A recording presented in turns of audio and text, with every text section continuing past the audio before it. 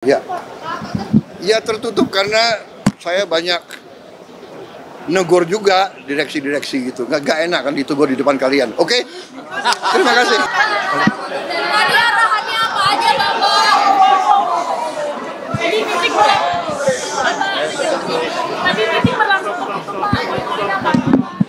Ya, jadi tadi saya menyampaikan bahwa Danantara ini adalah kekayaan bangsa Indonesia. Harus dikelola dengan sebaik-baiknya, dijaga, dirawat dengan sistem yang transparan dan sangat ketat. Karena ini adalah kekayaan yang luar biasa dan bisa mendorong kebangkitan kita.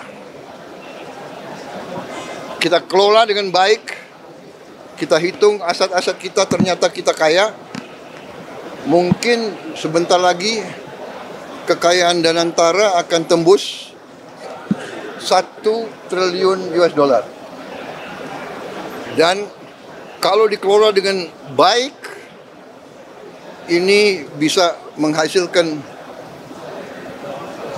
dana yang besar untuk bangsa kita. Itu pendekatan saya seperti itu. Saya minta atas nama bangsa dan rakyat, saya minta semua direksi berbuat yang terbaik. Tinggalkan praktek-praktek zaman dulu mungkin yang kurang efisien, atau ada praktek-praktek yang nggak benar, harus ditinggalkan. Dan saya serahkan kepada manajemen untuk mengevaluasi semua direksi. Dievaluasi kinerjanya dan wataknya, akhlaknya, dan prestasinya. Kalau dia tidak berprestasi, kalau dia malas-malesan, kalau dia lakukan praktek-praktek yang nggak benar, menyalahgunakan wewenang, menyalahgunakan fasilitas, saya minta diganti. Yang baik dari bawah, dari dalam, kalau bisa dipromosikan. Kalau tidak, cari ahli yang baik. Tapi tidak boleh yang tidak profesional. Ya, saya bilang jangan memilih atas dasar suku, agama, ras, latar belakang, atau atas dasar partai politik. Tidak, ini harus anak-anak Indonesia yang bekerja sebesar-besarnya untuk rakyat Indonesia. Saya kira itu pesan saya tadi ya. Pada kalian. Ya. Ya tertutup karena saya banyak negor juga direksi-direksi gitu. Gak enak kan ditegur di depan kalian. Oke? Terima kasih.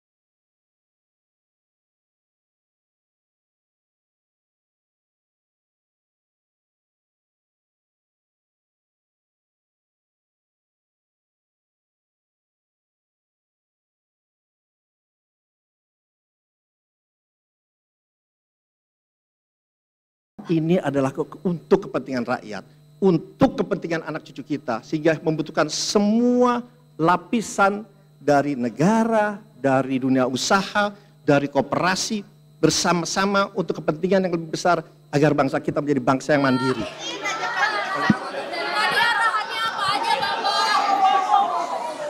Jadi meeting berlangsung tertutup, Pak. Ya, jadi tadi saya menyampaikan bahwa Danantara ini adalah kekayaan bangsa Indonesia.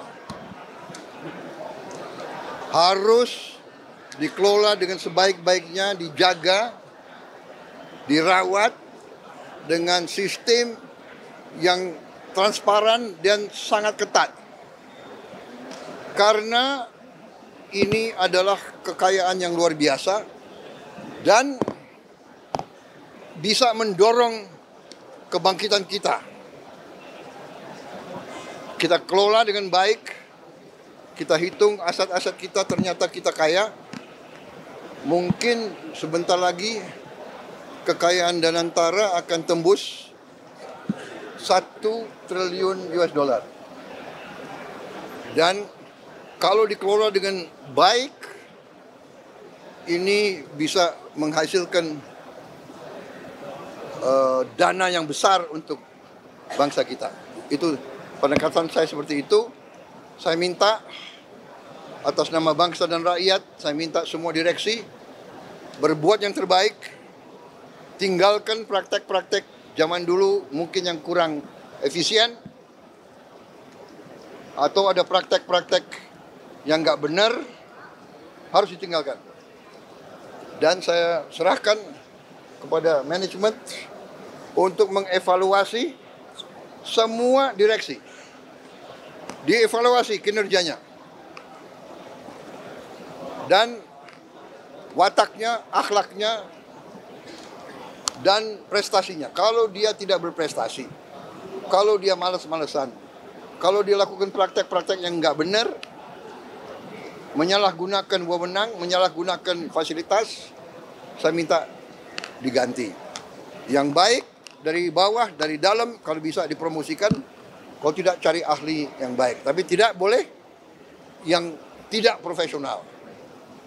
Ya, saya bilang jangan memilih atas dasar suku, agama, ras, latar belakang, atau atas dasar partai politik. Tidak, ini harus anak-anak Indonesia yang bekerja sebesar-besarnya untuk rakyat Indonesia. Saya kira itu pesan saya tadi ya. Ya. Ya, tertutup karena saya banyak negor juga direksi-direksi gitu. Gak enak kan ditegur di depan kalian. Oke? Terima kasih.